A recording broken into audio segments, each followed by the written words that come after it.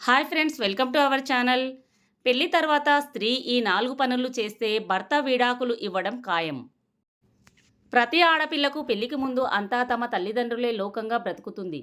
అదే పెళ్ళైన తర్వాత తమ మెట్టినింటిని నమ్ముకొని జీవిస్తుంది. పెళ్లికి ముందు ఎన్నైనా ఉండవచ్చు.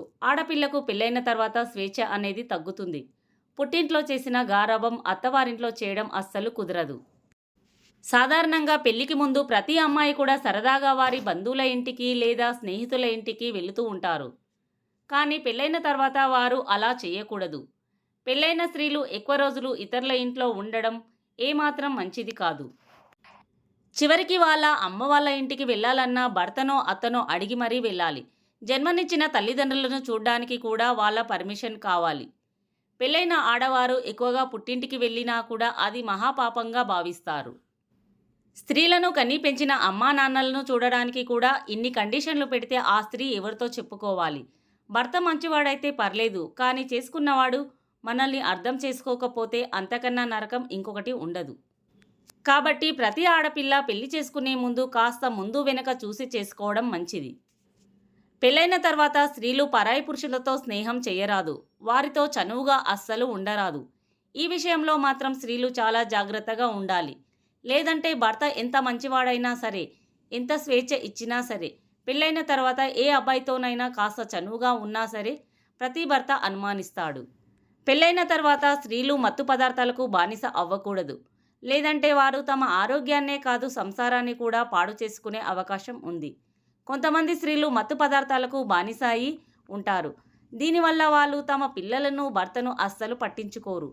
మత్తులో వాళ్ళు ఏం చేస్తారో వారికే తెలియదు. కాబట్టి ప్రతి అమ్మాయి మత్తు పదార్థాలకు దూరంగా ఉండడం మంచిది. ఇంటి ఇల్లాలే మత్తుకు బానిస అయితే ఆ ఇల్లు నరకంగా మారడం మాత్రం ఖాయం.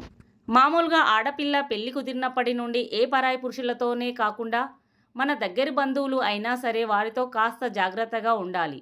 ఎందుకంటే పెళ్లికి ముందు ఎంత అల్లరి చేసినా, ఎంత కొంటెతనంగా ఉన్నా ఎవరూ పట్టించుకోరు. అదే పెళ్లి అయిన స్త్రీలు ఇలా చేస్తే భర్తలు వారికి విడాకులు ఇవ్వడం మాత్రం ఖచ్చితంగా జరుగుతుంది.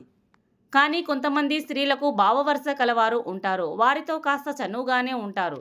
బావ అనే పిలుపులోనే ఏదో రకమైన పిలుపుగా అనిపిస్తుంది. అది స్త్రీ పురుషులకు ఒక రకమైన బంధంగా అనిపిస్తుంది. బావ మరదలు అంటేనే శరీరంలో ఏదో తెలియని అలజడి ఏర్పడుతుంది. ప్రతి స్త్రీ పెళ్లికి ముందు బావతో ఎంతైనా చనువుగా ఉండవచ్చు. మరదలతో కాస్త సరసాలు కూడా ఆడతారు. మరదలు కూడా బావతో కొంచెం ఫ్రీగానే ఉంటుంది. ఇవన్నీ పెళ్లికి ముందు చేస్తే పర్లేదు. కానీ పెళ్లి తర్వాత ఏ స్త్రీ పరాయి పురుషులను కన్నెత్తి కూడా చూడరాదు అని మన పెద్దలు చెప్పారు కదా. కాబట్టి స్త్రీలు పెళ్లి తర్వాత ఇలాంటి పనులు చేస్తే ఏ భర్త అయినా సహించలేడు. కాబట్టి పెళ్ళైన స్త్రీలు కాస్త జాగ్రత్తగా ఉండండి. ఫ్రెండ్స్, ఈ వీడియో కనుక మీకు నచ్చినట్లయితే ఒక లైక్ చేసి మా ఛానల్ని సపోర్ట్ చేయండి. అలాగే కామెంట్లో జై శ్రీకృష్ణ అని టైప్ చేసి కొత్తవారైతే మా ఛానల్ని సబ్స్క్రైబ్ చేయండి. Thanks for watching.